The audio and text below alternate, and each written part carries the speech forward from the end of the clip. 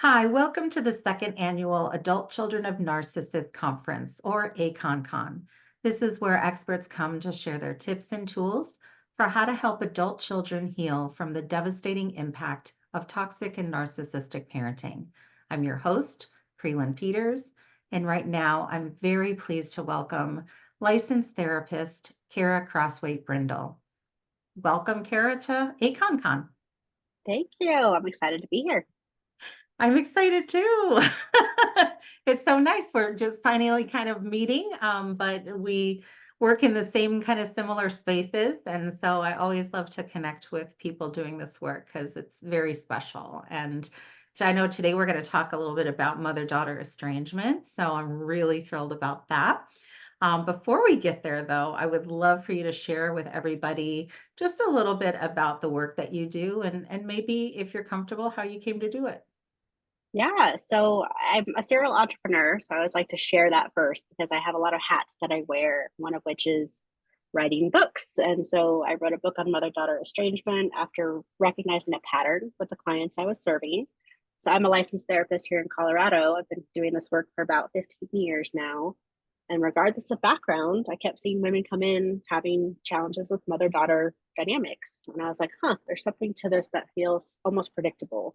Mhm. Not all of them estranged, not all of them wanted to estrange. It was just this questioning and these 8 stages that I ended up writing into a book. So, the first thing I did in the pandemic is wrote a blog about it and said, hey, colleagues, any of you noticing this? And they said, yes, that tracks. And so at that point, I knew a book was in my future. I just didn't have the bandwidth at the time to write it. Mm. Fast forward to 2022, I got a book deal to write this book on mother daughter estrangement. Felt like I could finally capture and honor the adult daughter's experience, which was really important to me. And here we are, a couple of years later, where it's now out there. And I also wrote a children's book to help those adult daughters talk to their kids about that no contact. So that's kind of how my journey started. I do not have lived experience with estrangement, although I'm married into a family that has 4 generations of estrangement. So I am Mhm. not unfamiliar with how it looks on a personal level, but really this content was inspired by the client work. Wonderful. Well, thank you so much, and I love that you have that children's book because that's a question that comes up, quite a Yes. bit, is how Mm-hmm. to, I think that's one thing that keeps people from going full on no contact sometimes is how are we gonna deal with this with other family members, including the littles, so That's right. yeah, Mm-hmm. absolutely. So tell us a little bit more about this big topic of estrangement. It sounds like you were really noticing some themes in your work. So what kind of themes were you noticing Yeah. and what kind of big ahas did you have with it? So I definitely took a deep dive into the books that were already out there. And I think it's important to name that a lot of the books are out there for the parent that's estranged from their adult child. So it was mom's perspective, dad's perspective, as oftentimes bewildered. Why is my adult child not talking to me? And I was like, that's one piece of the puzzle. I feel like we need to have a conversation about what's going on for the adult child, in this case, daughter. So in my research, I found that, 1 in 12 people is estranged from at least one family member. And so that number to me felt higher than I would have ever anticipated. Yeah. It doesn't say how long they're estranged, doesn't say how many of them reconcile, but just the fact that 1 in 12 people is estranged from at least one family member feels powerful, and why this book, I think, came to be. So that's a stat. I went into a deep dive about the types of estrangement, so physical versus emotional estrangement, which some people were like, oh, I didn't realize there was more than one type. So for this audience, what I'll name is that emotional estrangement is where most of us often start when we think about estranging or going no contact, because emotional estrangement is just the distancing between me and that person that I feel is harming me, or that the relationship is not healthy. So it might be I'm limiting the phone calls, I'm not seeing you for the family holidays, I'm claiming that I'm busy or want to restrict how long I spend with you. So we're not no contact, we're just not in contact very often, or like limiting Mhm. that contact. And so for a Mhm. lot of the adult daughters that I embodied in the book, there's 9 of them that we go through their story through the whole book. um, they started an emotional estrangement. They were just trying to like say, I just need some space from you. I need some different boundaries. Unfortunately, emotional estrangement doesn't work for everyone, and maybe they still felt like they were being harmed, or it still wasn't working the way they'd hoped. And then we move to that physical estrangement, which is what most people think of like no contact, you don't know where I live, Mm. you can't reach me by phone, you're blocked on email, all those kinds of things. So Yeah. making that distinction, I think, is important for folks. I think it is. And I work with clients who kind of start somewhere, end up somewhere else, and try all the different variations of low contact. And Mm-hmm. um, it can be frustrating thinking this is what I want, and then you're not quite getting the result that you want. So I'm Mm-hmm. curious what your thoughts are on that. You know, when we try different things. I don't even know exactly what my question is. I'll just stop talking. Yeah, no, I think I got you. Because Okay. I get this question a lot in these interviews that I do on this topic, which is why do we start with emotional estrangement? Well, I think daughters, out of a people pleasing attachment style place, go, I just want to reduce the conflict. I don't want to create more conflict by being quote unquote Yeah. dramatic and being like, we're done, we're cut off. Like, we don't usually, that's not reinforced in how we show up as women. And Mhm. so I think it's very natural for daughter to say, I'm going to try this emotional estrangement or low contact, as you said, and see if that makes anything better. And so it's just like, that's naturally where we want to start, because we just don't want to create more conflict, more discomfort, more hostility, especially because family members start to side with us or them, right? It's like this Right. polarizing event. So I don't know if that was truly your question, but that's what I heard you asking, is like, why does this happen this way? It's like, I think we're wired to please. And so we're trying to reduce the conflict, which makes us start an emotional estrangement instead of physical. But when it doesn't work, then we feel like we have no choice. Mhm.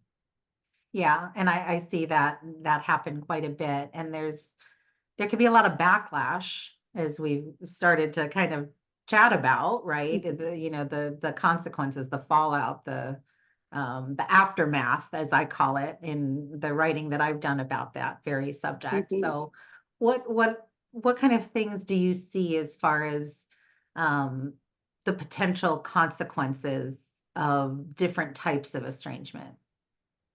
Yeah, I mean, I think there's a ripple effect on families, as you kind of alluded to with kids, but also siblings, and then the Mhm. sibling siding with one person over the other. There's some minimizing that happens if I don't remember that happening, like in sibling groups, where one's like, I had a great relationship with mom. What are you talking about? And then this person's like, I had to estrange. It was so painful. And so then there's like this bickering that happens between siblings. I talked about 10 assumptions in the book, 10 assumptions of estrangement, everything from it's petty for adult daughter to do this to I'm holding your grandchildren hostage when I do this. So really just like rapid fire at the adult daughter of like, this is about you, this is you being selfish, this is about you being Mhm. petty. So I like cracked those open and I was like, that's not fair, let's look at this from another view. And so Yeah. I challenged these 10 different things that were in all these other books for the parents who are estranged from their adult children, and said, okay, this is one side of that coin, but let's look at adult daughter's side. So I talked about, here's the impact on children, here's the impact on your sibling group, here's the impact with the other parent and the relationship you may or may not have because you're estranged from one of them. So we go Yeah. into a deep dive on all those things, but I'm curious what's coming up for you as I say that. Yeah, I mean, there can be so many different consequences, and I think that in my experience, my clients tend to be overthinkers and people pleasers, which, they're kind of like cousin besties, Yeah, actually. Um, yeah. and so there can be a tendency to overanalyze Mm, all of the possible things. And I think there's a fine balance between thinking about it and just diving in and doing it. And so I'm curious what your thoughts are on that, because it can be a real challenge to go from overthinking it to death to actually implementing something towards one of these types of estrangement. yeah. Well, I think that's why I labeled this as estrangement energy, because some people are just thinking about what this will look like if I play it through. And then Mhm. there are women, to your point, who eventually go through the actual steps. And so I call it the estrangement energy cycle. There's 8 stages, which I think speaks to your question of like, there are a couple stages where they're just questioning, they're thinking Mhm. about things, they're kind of playing it through, going, what would happen if I confront mom about what's happened? What would happen if I don't confront her? and I just kind of like bury this over here. And so based on that, there's some anticipation grief, some anticipation anxiety about how mom's going to respond. And it's very common for daughter to question why, what's wrong with me? What have I not done well enough to earn her love, her unconditional love? Mhm. And so I did write about that as well, of like from this attachment theory and secure attachment and wanting love from our mother and having this be a celebrated relationship in our society, having these adult daughters go, what's wrong with me? She loves my sibling. Why can't she love me?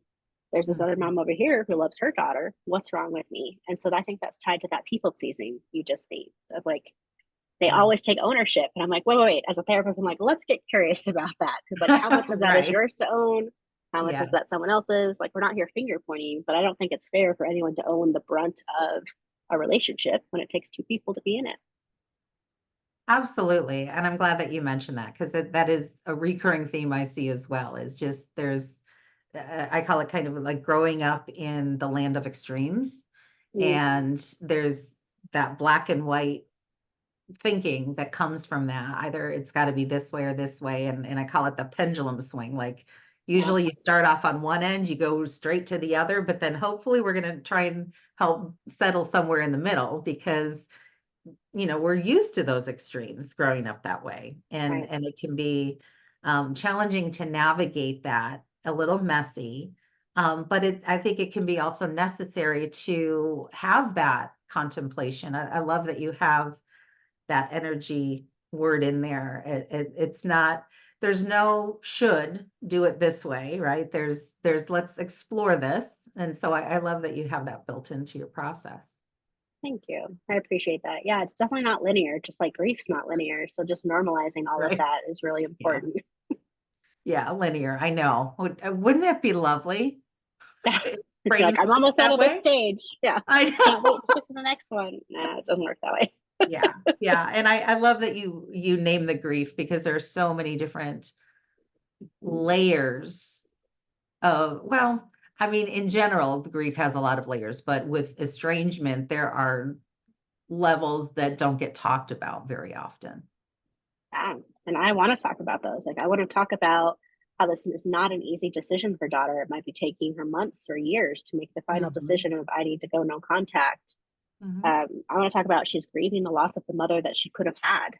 She's grieving the loss of the mother she wants. She's grieving the loss of the mother she wants at holidays because they keep rolling around, right? So like they're never like at peace. There might be some Right. relief for daughter, but when I talk to community members about the experience of adult daughter, I can't emphasize enough. This is painful. This is not a hooray, I'm so happy to not speak to you anymore.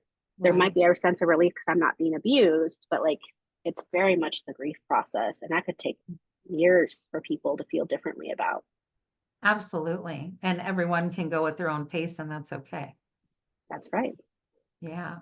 So what kind of things do you help people when in dealing with that grief? Because I feel like I keep coming back to that grief Yeah. piece because it can look so different. So any thoughts on how to help people navigate that grief?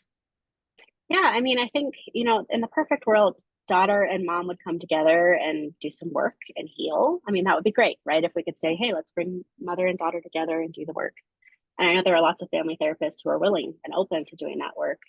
But oftentimes I was working with an individual woman who was like, I'm not talking to my mom, or I've just broken that contact. We're no longer speaking. I'm in grief. What do I do? Maybe they have the fantasy that mom's going to call them up one day and say, I'm so sorry that I did this to you. I'm going to do better. I mean, that's what we want, right? As a human to human, Yeah. we want that. Yeah. But because I wouldn't want to encourage my clients to wait and hold their breath for that. A lot of the grief work was solo of like, how am I healing myself? How am I going to transition out of this grief into that next stage of the estrangement energy cycle or just out of grief in general? And so in the book, I have, I think, 24 therapeutic tools that are kind of throughout the cycle of the 8 stages. Here are some things you might try. Here's some things you might Mhm. do. Here's some things you might bring back to therapy or to a coach or however you're doing that work for yourself. And the one that's standing out is a letter to mom. And it's not a letter we send. Sometimes it's a letter saying goodbye. It's like conscious closure. We're not Yeah. speaking anymore. Here are the things I would say if you would actually listen. So that can be a very empowering tool in grief. Maybe the first letter is full of anger and hurt, and the next letter is a little bit more towards acceptance when we think of the grief Mhm. stages. Yeah. But just being able to write out those thoughts, get them out of them, I thought was very powerful for a lot of clients. Yes, I love that one too. And I think that that closure piece is so important because I think that we automatically assume we can only get closure if we have a conversation with someone or Mm, if we, get that apology. But I find the same as I work with clients and I have several clients. I'm thinking of like so many clients right now, yeah. some are going through estrangement, some are going through breakups, some are going through, coworker issues, like but Mhm, there's so much grief and processing of how to end this particular version of a relationship. Oh, I like that. I like that I just said that because mhm. it's not that we're, if we estrange from a parent, it's not like we still don't have a relationship with them. It's just shifted. Yeah. Yeah. And, for some people, it's because I get this question a lot. They're like, well, what if we reconcile? And it's like, that's an option. But like, I can't Mhm. predict that. You can't predict that as a therapist. We're not going to champion that or not champion that. There was a study in 2022 that came out that said 81% of daughters who were estranged from their mothers did reconcile. So for people who want to hear that, this is your stat. But it didn't tell me how they came to reconcile. It didn't tell me how Mhm. long it took. It didn't tell me what they did. And so I think that's why you and I keep landing in the grief process, because this could be years into the future that they're still grieving the loss of mom. Every time there's a Mother's Day, every time there's a milestone, like having a baby, getting married, getting sick, Yeah. retiring, that she's not there. And so I think that's my personal mission as we're talking is like, I want the community to know this is not fun for women to Mhm. do, and yet it might feel very necessary. And how do we honor that? Yeah. And I don't know if you find this too, but it's not fun either way, right? It's Right. not fun staying in a relationship with someone who continually mistreats you. Mm-hmm. And then there can be a lot of internal stuff about why I'm allowing that to happen. But then on the other side of that, it's not fun to actually put certain boundaries in place to protect ourselves because you're. I think you mentioned this before. It's not just like a one and done, Right. I'm gonna do this. Whereas, in some relationships, like romantic relationships, sometimes there is kind of a clean break. And then we can go on and we're still healing and all of that, and still may think of that person from time to time. But Mm-hmm. this is a parent.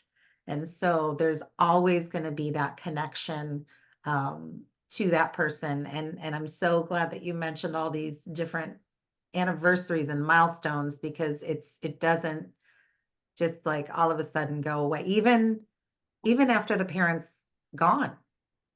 Right. Yeah, it's not like you're the word that came into my head as you were sharing was cured. I'm not cured. I'm not healed. Like, I mean, cured in the sense of like closed, done, ended. I Yeah. mean, healed, Yeah. we hope you're healing, but it's the whole process in itself. And that's actually one of the things that was most interesting to write in the book is the society's response to estrangement. And they said, oh, what if they die? So to your point, like, what if that happens? And some of my clients that I was inspired to write about, I of course de-identified as therapist to therapist, but like that Mhm. inspired the 9 stories in the book. One of them was like, I already grieved the loss of my mother as if she died. Like that's what the stats and the data showed us is that to lose a parent in this way feels like they have died. Like it feels like a death. And so for people in our community to go, oh, you better talk to her because what if she dies? You're going to be so sad. You're going to regret this. Some people are looking at them going, I've already been grieving for 5 years the loss of a mother I should have had. And so their death or not, it's still very painful and it doesn't change just because they died, just like you said. Right. And from personal experience, the same thing as I had gone through a lot of therapy, grieving the loss of my mother before she died. Mm-hmm. And it was, we all know anticipatory grief is not like real grief. I mean, I shouldn't say it that way. It is real grief, but after someone dies, it's a whole new set of grief, right? Right, We can right. never predict how we're going to respond. But I personally, having gone through a lot of therapy myself to grieve the loss of the mother I didn't have, I think I moved through that differently than I anticipated. And in a good Yeah. way. Yeah, I mean, it was, but it's very different. It's a very different experience. And so I think that's important to bring up because I talk to a lot of people, not just clients, but just a lot of people who think that they can predict. So when we say anticipatory grief, we're not talking about predictive grief. We're talking Mm-hmm. about it's the losing someone before they're gone. That's right. Yeah. Yeah. And I mean, if we can be completely human for a moment, there are probably clients who have said, I just wish they were dead. Like this might almost feel Yes.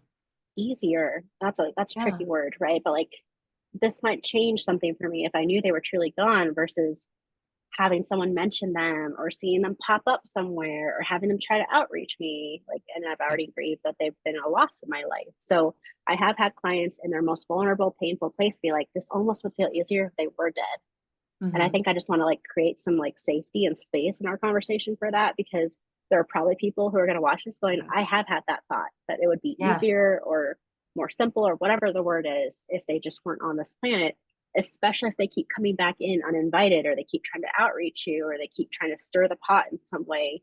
So you can't truly feel that closure that you're aiming for.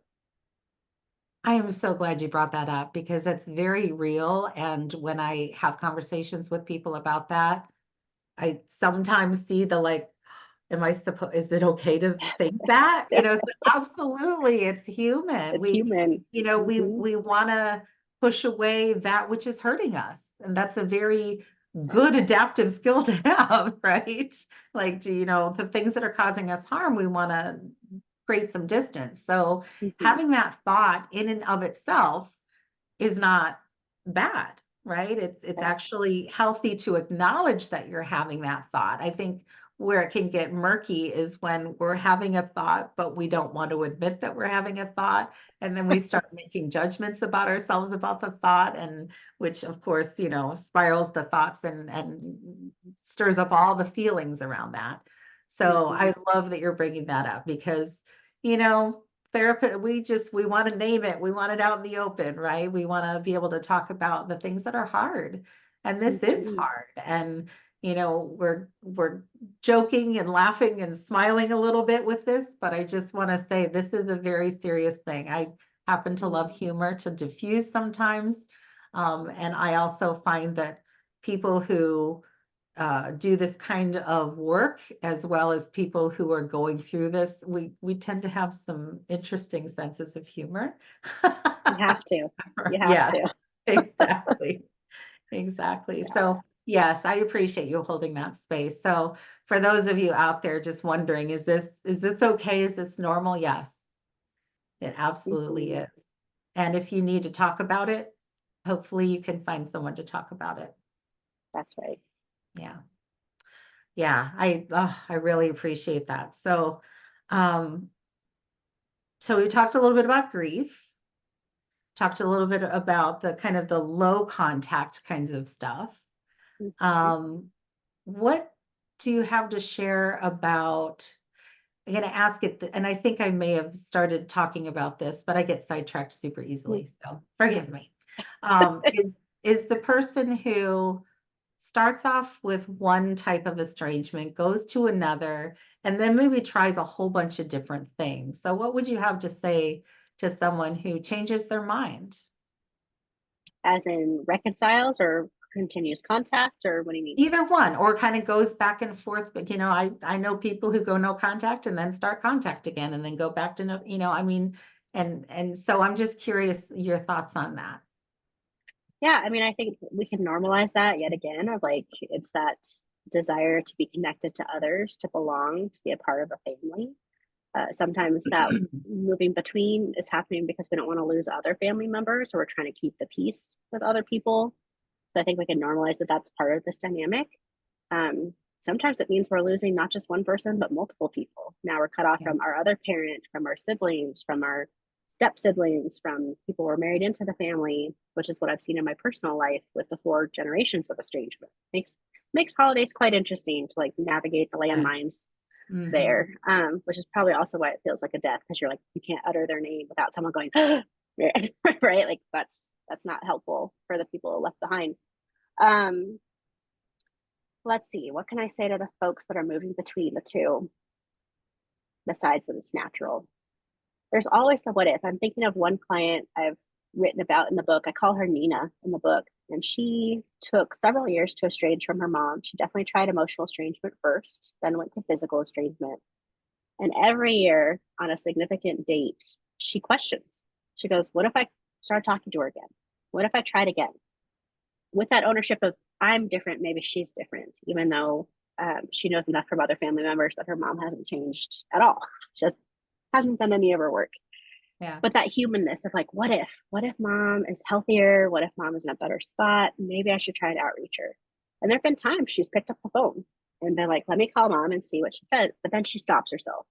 And so I share Nina's story because I think that is such a common experience for women, daughters, who are missing the mom that could have been, missing the mom that they hope they could have at some other point, especially if we have 81% of women reconciling with their mothers. There's like this hopefulness that something's got to change. But recently I've been talking about the 3 A's that we actually all want as adult daughters, which is we want acknowledgement, we want apology, and we want action, as in something different to happen. Mm-hmm. And so if those 3 A's aren't present, I feel like it puts us right back in the cycle, which is why I made it circular and cycle to begin with, of like you estrange, you reconcile, you question, you come back. Like this is again not linear. It's really meant to be like if you try again, maybe you're catapulted right back into estrangement if it hurts you again. Mm-hmm. Yes, and I appreciate you normalizing all of that because it's very, as I said, very messy, and um, it can be hard to navigate and anticipate the potential pitfalls and everything like that. And I think that it's important to know that whatever you decide is okay, and you can change your mind. That's right. So I think that's a really important message to get across because it can be, when you have other people in your ear about what you should do, um, and you talked about that. And so I'd love to kind of talk about, society's take on this and how that can impact adult daughters too. Yeah. I mean, I think from a society or even like a cultural lens, like there are cultures that are like, you put the family first, right? Versus independence and your own autonomy. And so there are plenty of cultures and family systems that go, you just got to handle it, or Mhm. you have to just allow this to keep happening, which is very disempowering for a woman who's like, this is hurting me or has hurt me, or what's wrong with me that I can't seem to get past it, right? Like that's like some Yeah. really confusing messages there. So I think about the families that have really strong family ties where they're like, this is the family, the focus is on the family. You got to stick with the family no matter what. You don't air your dirty laundry. You don't share this with anyone. You have your skeleton in the closet, and this is fine. And then the hurt and abuse shows up in other ways, right? This person develops a substance use disorder. They start to self harm. They have all these suicidal thoughts. Like there's a lot of dark stuff that happens when we repress. Mhm. And so in the chapter I wrote for community, I said, here are 7 do's and 7 don'ts. And so the don'ts were things like push them to come to a family gathering because it's a holiday if they don't feel safe, or ask them invasive questions about the family. If they're showing you with their body and their face, they don't want to talk about it. So like honoring, I mentioned something like, when I say I have a toxic relationship with my mom, that might be an oversimplification of something super painful that I don't want to talk to you about in the middle of this restaurant, right? So like getting the cues of like, I don't want to go there and my body and face are showing I don't want to go there. And then Mhm. on the do side, the things to encourage were things like non-traditional holidays or events, or like having things that are friend focused or chosen family that are not blood related, so that these folks that are estranged can still feel included, like they belong. As partners, are we asking questions or not asking questions, knowing that there are shows or movies that will trigger these women and men, if I'm being honest, about not being connected to their family because it reminds them of what they're missing. So I really Mhm. tried to break out some really tangible examples of this is how this shows up. This is forever part of their experience. It's not something they can hide and not look at. And they're going to get triggered. And here are things you can do to help them versus harm them. Yeah, and I think that's great. I think that, all estranged adult daughters should be like passing these things out, in public. Like, just here's a flyer. Yeah. Please don't say I'm going to regret this or that what if my mom dies? Like those are two Hmm. things that should be out of our vocabulary. Like please stop saying those sentences. Yeah, yeah. And I had someone tell me I should feel a certain way after my mom died because I was estranged from her. Oh, And I was like, wow. luckily I had done my own work. And I was like, I very much questioned it and told that person that they didn't need to be in my business about that. But it's That's right. but it's hard when it kind of falls upon us to educate other people when we might be triggered, right? That's a hard time to try and educate people how to treat us. Mhm. So I love that you have some pointers to help because it can be hard to access that. Mm-hmm. But especially as you and I've talked a lot about grief, like how am I supposed to have the bandwidth in my own grief to educate someone else on what hurts me further when I'm Right. barely getting out of bed or I'm barely functioning or I'm very, very depressed about the outcome of this Yeah, relationship. So yeah, that really like absolutely. struck a chord when you said that of like even if it's grief or just exhaustion or hey, I'm in the middle of being triggered, Right. none of those are fun times to have to educate people. No, no, they're really not. I feel like these are some universal rules too, not just Mm-hmm. related to estrangement. I'm like, yeah. Yeah, like So social etiquette. Yeah, I hear you. exactly.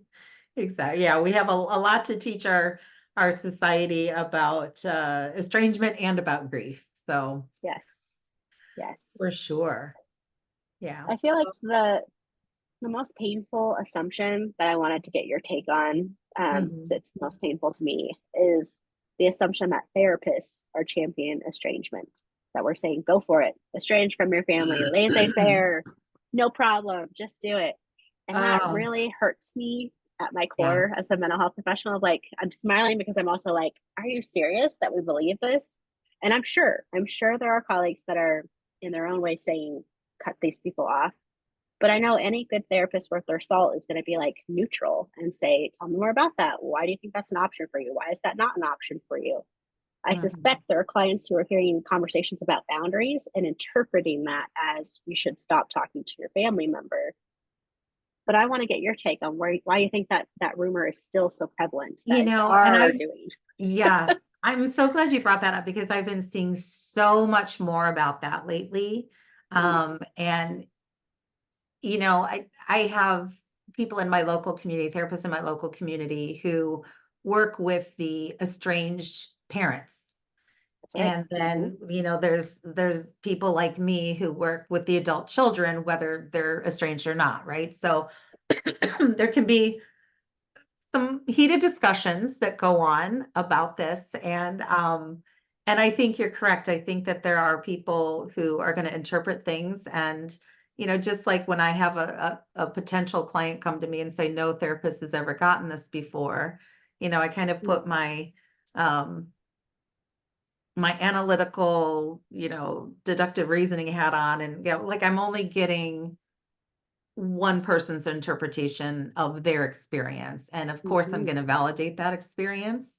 And of course, there are therapists out there who don't understand or who may inadvertently say and do things that, but I kind of tend to think the best of the people in my community, that we are doing the best we can and we're doing our due diligence in helping people to come to their own conclusions, and we will support them in whatever decisions they make about that. But I think it's, narcissism, since I've been doing this work, has flown off into directions that I don't think anyone could have predicted as far as pop culture and pop psychology and a lot of people doing TikToks and talking about like everyone's a narcissist and of course we've got our political climate in the US that is interesting to navigate, I think, for ourselves, but also to help our clients navigate through that. Um, so there's a lot of factors at play. Mm-hmm. And I think it's my perspective is that I can only do what I can do. And part of why I do this kind of a thing, this kind of a conference, is to help educate people on different points of view, different perspectives.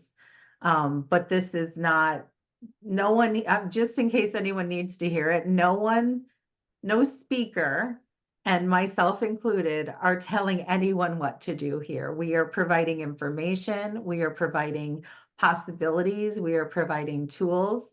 And my thought is that everyone has their own free will to make their decisions, but then also live with the consequences of those decisions. So, and I think that's where therapists and coaches come in to kind of help people navigate the consequences of their decisions, good and bad, right? And to kind of help them figure out what, if that didn't work, let's try something else. And I call those experiments. If this experiment doesn't work, let's try a different one. Right. But also we want to give that experiment some time, because things aren't always going to work the first time we try them, because we're not as skilled that first time that we try it. I feel like I went a whole bunch of different places with your question, but That is okay. My audio cut out, so like I'm tracking all the things you're saying and it is all relevant, but my sound might be different. So I just wanted to name that as we're talking right now. Like, well, my AirPods died. No, I agree. I think there's so many different influences that people are taking in outside of the therapeutic space that it's really easy for them to then make a blanket statement of all therapists are doing this, all coaches are saying that, all TikTok influencers are saying XYZ. And so as I named, it makes me itchy because I don't like that that's a rumor and or assumption we have about this topic. right. But it's still something that's happening. So I just wanted to like name the elephant in the room. Yeah, yeah, and I think that's good, because I agree with you when you said, any therapist worth their grain of salt is gonna do the exploratory, like where, and I think that there are different roles that different people play within the healing space of this. Um, Therapists have a specific role, coaches have a role, but then there are influencers and content creators who are just doling out advice. And not all of them, but sometimes it's, a 30-second sound bite is Mhm. maybe something to think about, but not necessarily something to put in play, because it cannot possibly take into account your unique situation and all the nuances of what you specifically are going through. And by you, I mean everyone watching. So I think it's important to explore. And then I'm also talking to my overthinkers out there, to explore, but not explore so much that you're not taking action. Yeah. Yeah. Sorry, you're coming through super soft now because of my audio Oh issue. no. Is there a Tech question issues you're are asking me fun. there, or just reflecting? No, I was just reflecting, yeah. Oh, yeah. No, I was talking about different roles, and how, people want to be critical of the information that they're taking in, and know that not all information is going to be relevant to their situation. Mhm. Yeah. So it's I think, and I want to go back to the A's that you talked about, was it acknowledgement, apology, and Action. action. Okay. So the acknowledgement is so huge. That validation piece with this type of work is tremendously important, because so many people did not get that validation as they were growing up or even into adulthood. Are you able to Mhm. hear me okay? Sorry. Can you hear me okay? Yeah. I just turned off Okay. my fan. That helps a Oh, lot. okay. All right. Human. Hi, Yeah. everyone. Human. So Hi. sorry. So yeah, so that validation piece is everything. And I think that it can be very influential. So, and by that I mean that sometimes if someone says something that's validating, we're more likely to want more information and to kind of take their little nuggets of wisdom and all of that, which can be really good. And it can also maybe not be good. And so I think it's important for everyone out there to understand that there are there's a bigger picture. And I think that it is important to really kind of filter through what resonates and then also what the consequences could be. And Mhm. to know that regardless, you're gonna make it through. You've made it through this far. But I kind of frame things as, is this helpful or hurtful? Mm, And sometimes we don't know until after we've taken action. And then we can go, oh, I learned something there, right? right. Yeah, I mean, I think for the bewildered parents, and I say bewildered a lot because I feel like that's what all the books embodied for the parent of the estranged child saying, why did this happen? And that's where the AS came from because people are saying, okay, what would you say to the parent in this scenario? And it's like, as you named, the acknowledgement is validation. It's affirming. It's not that you're acknowledging where I think parents get tripped up if they're trying to reconcile is they think that acknowledging means I have to own that I'm a shitty parent. And it's like the acknowledgement is that something happened that maybe it was out of your control or was in your control or you made a mistake, which we're human, we're allowed to make mistakes. Mhm. But the acknowledgement is like, I hear you, I see you, I hear your concern, adult child, thank you for telling me. The apology is apologizing for whatever you think you need to apologize for, hopefully with sincerity, right? Not just, oh, I said I'm sorry, are you over it yet? Um, and then the action is, I'm not going to do it to you again. Right. So, like, the action is like, show me more than just words that you're going to be a different person in my life from here forward. And so, Mhm. although there's no formula to reconcile, I feel like these three A's have a part of that story, which is, can you Yeah. acknowledge that something was amiss? Can you apologize for what you need to own in the relationship with your adult child? And can you show through your actions that you're going to do something differently from here forward with them to make the relationship work? And so I know it takes two people to be in a relationship. I said that earlier. And so, like, adult child also has some things they need to acknowledge, apologize for, and maybe action steps they need to take. But the parents kept asking me, and I was like, well, that's weird because I didn't write this book for you. I wrote this book for your child. But Yeah. they're asking me, like, how do I reconcile? And I was like, I don't think there's a formulaic way to do this, but there is something so validating and affirming by having a parent look you in the eye and say, you know what, I made mistakes and I'm sorry about that. Or I'm going to do better from here. Something like that is what I think a lot of us would crave as the adult child. Mhm. Yeah, and that would be wonderful if that could happen, and I Yeah. would say most of the time with the people that I work with, that's not ever Right. going to When you were happen. talking about narcissistic parents, that's probably a Exactly. very slim chance that they will own their Exactly. stuff Or they're gonna use it as another tactic to get back in and then, just and kind of manipulate. continue on. Yeah. Yeah. So and this is discernment. That's the word I was searching for. So Mm, that discernment of knowing what is going to be helpful or hurtful. And sometimes and what I find is that if someone grew up with truly toxic narcissistic parenting, they already know, like, if I say this or if I give them this information, they're going to use it against me in the future. And that's again, that's where I'm like, yep, you know better than me, your parent, right? mm, So then kind of talking through, like, what are the possible things that you could try? What are the possible action steps you could take, whether that's, starting off on the emotional estrangement, that more low contact kind of a thing, or moving over to physical or, mhm. doing whatever you need to do. Right. Yep. Yeah.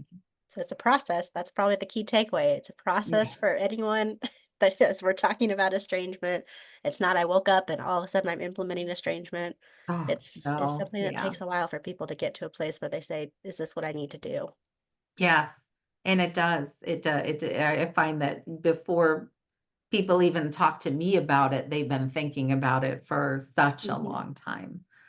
Which again, I'm so glad that's part of that cycle that you have, because that's probably takes the most amount of time Yeah. in that cycle would be my guess. It still varies per person, but, yeah, I mean, I think even just being able to predict how long someone sits in each of the 8 stages is perplexing, right? Because it's Yeah, like each person has their own self-awareness that's gonna inform how quickly they move through, but right. yeah, it's fascinating to see people see the cycle and say, "I feel seen. I feel like this is what I'm going through." Mhm. Maybe even to predict the next stage they're working towards, so it gives them some sense of direction when they feel like they're floundering. So the feedback from the community has been really helpful to be like, this does resonate, even if it looks like I wouldn't say a roadmap, but like a possible journey they might go on and in what stage Yeah, they're in. yeah, and I think having that laid out and we haven't talked about do you mind just sharing quickly the 8, um, Yeah, absolutely. So we kind stages? of talked Yeah. about it in like the experience of it, but the names of the 8 stages. So the first stage is cycle of abuse. So this awareness, this realization that what's happening is abusive. And I don't use that word lightly as a therapist, and I don't think you do either. And so it really has Mhm, to feel like it's harming, it's causing physical, emotional harm. So maybe it's a realization that someone else in my life has a healthy parent child dynamic, and now I'm looking at mine going, what's amiss? Or I go off to college, and that's when I realized something was amiss because I was immersed in that as a child if the abuse happened in childhood. So that new awareness leads to the second stage, which is questioning what I want to do with this information. Do I want to let it go? Do I want to confront mom, which we talked about today? Stage three is the relationship rupture. So if I decide, which more often than not, the women I worked with decided to say something from their own mhm, truth, their own values, they broached it with mom. And if mom's reaction made or break the next stages of the cycle. So if she said, "You're right, I'm so sorry, I made mistakes," the cycle is done. We don't have any more estrangement to go through. But unfortunately, more often than not, mom would get mhm, defensive, point fingers, minimize, attack verbally or physically daughter, depending on the person, and say, "This is your problem. This isn't real. This is something you made up. That's not true." And because of that reaction from mom, the relationship rupture would move to estrangement. Now, we talked a lot about physical versus emotional estrangement. So, daughter will try that on, but that's stage 4 is estrangement. Stage mhm, 5 is grief and loss, which you and I talked a lot about. Stage 6 is discovering a sense of self. So for a lot of women, it's who am I without mom? If I'm in mhm, estrangement with her right now or no contact, who am I without her? If she's dictated my likes, my wants, my clothing, my body, my aesthetic, like who am I without her telling me who I should be? mhm. So that's a really fun stage for a lot of us as therapists to help a person identify and discover who they want to be. From there is stage 7, which is deeper work. That's where they have a lot more ahas about, oh, this dynamic is showing up or mimicked in this other relationship. Oh, I'm dating my mother. Oh, I'm, things no one wants to admit, which is why I chuckle of like, we know what we go with what we know. And so that deeper work might be how do I heal other Mm, relationships? How do I have healthy boundaries in my life? How do I stop people pleasing? And so mhm, that's a personal favorite stage for me as a therapist. And last but not least is redefining self worth. So we went from who am I without mom to who am I going to be and what's my value if she's not a part of my life? Who am I? What's my identity? How am I in my relationships? How do I want to show up without her influence? So that's kind of the top end of the cycle, the eighth stage. yeah, nice. I like that. Yeah, that's a lot of that's similar to mine. I only have 5 stages, but Yeah. anyway. You're like, I made this simpler. No, no, it's just some of them are kind of combined, you know? But yeah, I find the framework seems very similar, across the board with this type of work, so, Mm.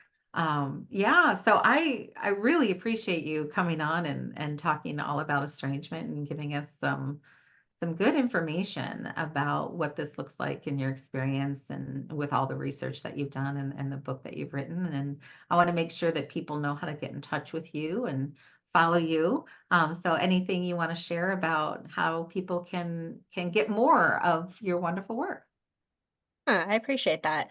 So all 24 of the therapeutic tools that I named were in the book are on a website called estrangementenergycycle.com.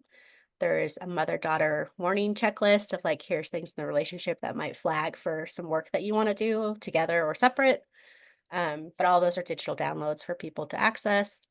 The book is Understanding Ruptured Mother-Daughter Relationships. It's available on Amazon, all places that books are sold. The children's book is also on Amazon, so I wanted to plug that for people who are like, "Oh my god, you wrote a children's book to talk about estrangement." Yeah. Yeah. So that book is called Penny McGee's Family Tree, talking to kids about family estrangement. And it's just meant for like 4 to 10-year-olds to kind of broach the subject to say, hey, here's a little story about a girl who comes home from school with a family tree project. And she's perplexed because her tree looks different because there's a missing limb, right? There's no parent on her mother's side. And so from that, my hope is it's more like bibliotherapy where they're reading it to their child or reading it alongside their child, and child is asking questions. I give some tips of how to talk to kids about estrangement in the back of the book for folks that would like that. But the community, again, has given me great feedback about therapists love this book, parents love this book, children love the book because it's playful, it's bright colors and friendly. And so that was a really fun project for me as a published author of lots of academic books to then write a children's book and be like, this is a different part of my brain. Yes. So Yep. that's available on Amazon as well. You could reach me at Instagram. Again, I'm a serial entrepreneur, so a lot of the content I put out now is for the clinicians who are helping those adult daughters. So I just like to give that disclaimer if someone decides to follow me of like, wait a minute, there's not as much about mother daughters on here. And I'm like, yeah, I'm trying to help the clinicians that are serving those folks. Wonderful. Well, thank you so much. And just any final thoughts you want to share with everybody on estrangement? I think we reiterated a lot, but just that estrangement is complicated. It's a process. Each person has their own reasons for estranging, and so if we can stop making assumptions, that would probably help the community heal that much faster. Wonderful. That's great. I love it. I love it. And You're thank like you. sold. Yes, I know. Yes. And I can't wait to dive into some of your books too. So I'm gonna go check those out. I appreciate it. I thank you so much for being a part of the second annual Econ Con. Thank you so much. I'm happy to share this with all of my community as well. Thank you for having me. Thank you. And thank you all for watching and being a part of the second ACON Con. Please be sure to check out all the other speakers and all of their wonderful information and tools to help you recover. Thanks so much for watching.